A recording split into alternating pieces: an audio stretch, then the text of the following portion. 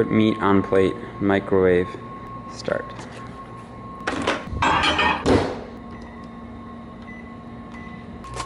This is what I season the ground beef with. I'll sprinkle some of this on. Of this, a little bit of this.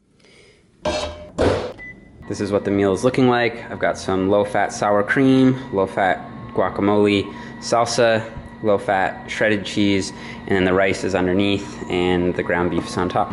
Welcome to the vlog. It is Tuesday, July 12th. Today basically is going to be the last day that I have myself in a caloric deficit. So I've been kind of cutting on and off, I guess we'll say for the last 20 weeks. I've managed to drop 20 pounds, and that hasn't happened like 1 pound per week, slow and steady. I sort of periodize that where I'll have like say a month where I'll cut maybe 5 or 6 pounds, then I'll spend a week or two at maintenance or in a slight surplus, then I'll cut again for another 3 or 4 weeks. And that's basically how I've done it. It hasn't been ultra structured, but once I start getting to the point that I feel like the diet is starting to affect me a little bit, then I'll just bump myself up to maintenance or, like I said, put myself in a slight surplus. This morning, I hit a new low weigh-in of 153.8 pounds, and it's about as light as I want to get. I think that for me to look my best at this point now, I just need to fill out my physique because I am feeling a little bit flat. My calories for today are gonna be somewhere in the 2,000 to 2,200 range. Just a couple of quick things to note about the second half of this cut. One was that I didn't use a food scale at all. Measured out all of my stuff volumetrically or just kind of eyeballed it. I didn't track macros very precisely at any point throughout this cut. And the last thing that I'm going to touch on in this video, just because so many people have been asking me about it,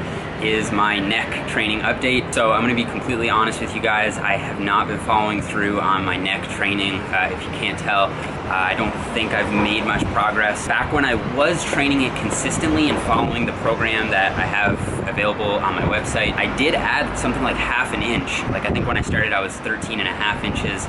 I went up to 14 inches, and then since then I just haven't been doing it consistently. When I just look at myself visually, I don't really think it looks significantly different. There's really two main reasons why, or at least that's what I'm telling myself.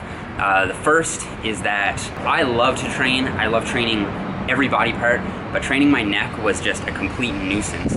People who saw me doing it in the gym would often be like, never seen anyone do that before. And I don't really mind that, but at the same time, I felt like I couldn't get a workout in without getting interrogated about what it is that I was doing. With that said, that is just an excuse, and so I don't want to take that too seriously.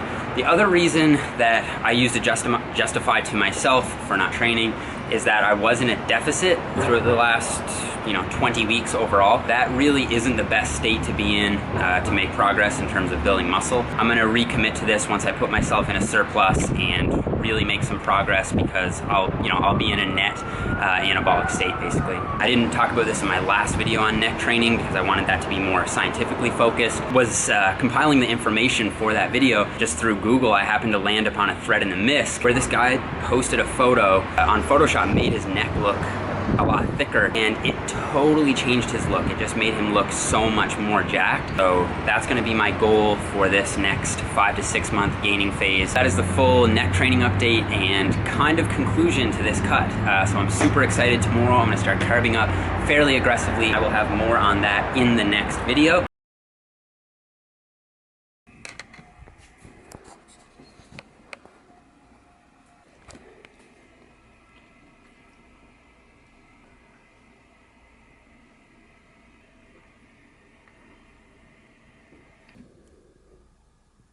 Making another omelet this morning. We've got broccoli, red pepper, green pepper, and some onion. And this is all egg whites. We ran out of whole eggs this morning. A slice of toast for breakfast, and as always, ancient grains bread. And I'll probably put a bit of peanut butter on that. Meal number one. I have an interview scheduled for right now, which I'm a little bit late for. It's on a pretty popular channel in India. I'll put the link to the channel here in the description somewhere. And once that goes live, I'll make sure I get that out to you guys. We're about to go hit a leg workout. Not go too heavy, but yet overload a little bit more from the last session. So obviously, squatting or deadlifting. I'm probably just gonna stick with like a leg press, some leg curls, leg extensions, and hopefully glute ham raises feel good. If I can do all 4 of those, then I'll be super happy. Check in with you in the gym.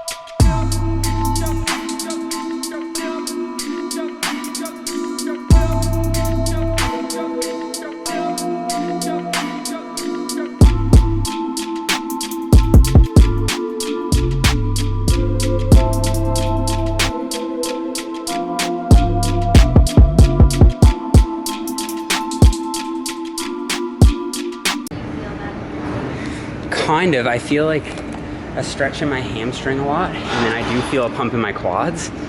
Yeah, it's because you're not doing it. Really? Yeah, I kind of. What do you suggest I do differently? I've been like trying to lean forward more. Lean back. Lean back more? Your back is in a flexion really easily, and you're letting it do that. Right. So like your spine is curving in, but you're like going way past getting a stretch in your glute. You have to slow down the eccentric and resist with your glute, and to slowly externally rotate. You're basically going like this, and like your lower back's like rolling up. Right. So like you're probably exacerbating. Oh really? I was going super light anyway. Anteriorly tilt to get like a stretch in the glutes, and then as you go down, that's when you posteriorly tilt. So it's like if there is no thing, then in your mind this is the movement that you're doing. You're going up like this, and then tilting out, pushing in. I did actually do that for a couple reps, and I felt it like I was like actually actively pushing out on the outside of my foot, and I could feel my glutes turn on a lot more.